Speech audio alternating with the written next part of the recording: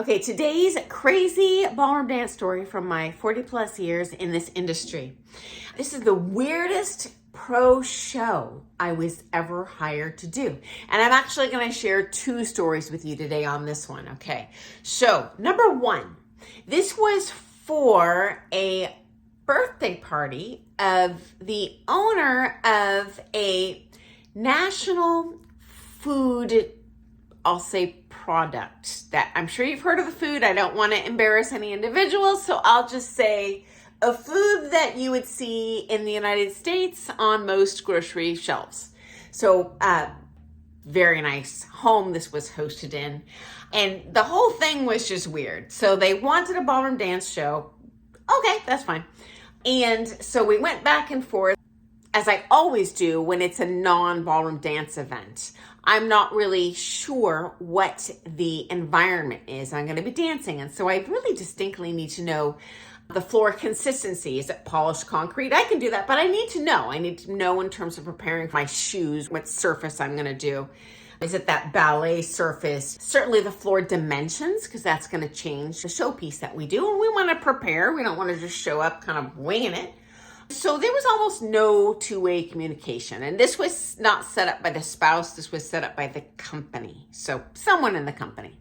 And they were definitely not responsive to my questions. They just kept saying, well, we're not sure. We'll get back to you.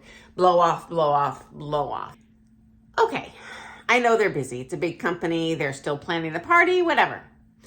So the next weird thing, in addition to just really having one-way communication, was the representative of this company randomly dropped into our ballroom dance studio, I would say like 4 times unannounced, demanding to see the show.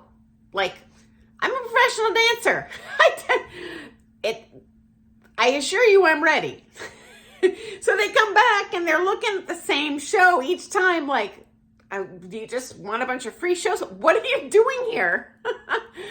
So, as soon as they get a break in lessons, we'll do the dog and pony show for you, and off they go. And then they randomly show up again. Don't even book a time. This is quite strange to me, okay, guys? So, whatever. I'm still pressing to the last second, and I'm like, okay, well, we need a minimum of this floor size. We need a polished wood floor. We show up to the event, this lavish food buffet in the house and stuff. Well, actually, the show's outside. Oh, okay. I don't care about the food display. I want to see that dance floor where I'm going to do a show here in an hour. And guys, the lady walked us out there, and it was on a hill. First of all, a grassy hill. And they had this piece of roll-up linoleum they had picked up like from a excess parts warehouse of leftover linoleum sheets from someone's kitchen. And they unfurled this piece of cruddy linoleum onto this hillside that they want us to do a show on. And guys, first of all, set aside the fact it's a postage stamp, because honestly, I can do a show on a postage stamp if you tell me in advance, but on a hill? On a bent up piece of linoleum? Oh, but you know what? How showbiz goes. The show must go on.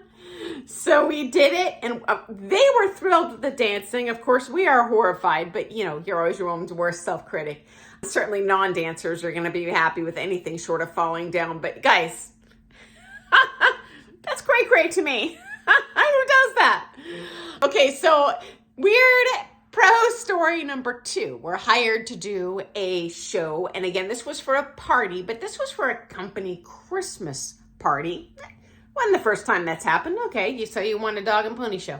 Now, it is interesting to me whenever we've been hired by non-dancers, they're like, oh, we'd like a show that's, say, 2-3 hours.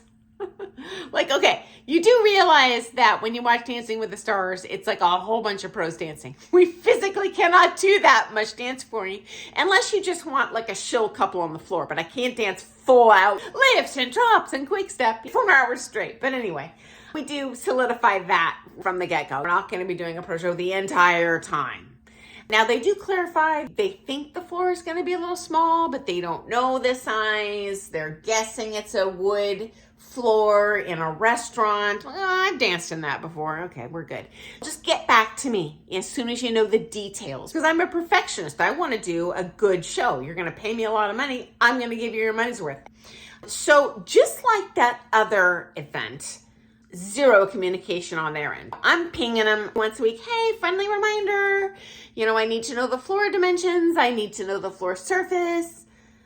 And they gave me the exact same line of this other company. Well, we're still in the planning process. Just be patient. We'll get back to you. Blowing me off. So just like the other event, we show up and they still haven't told us diddly squat.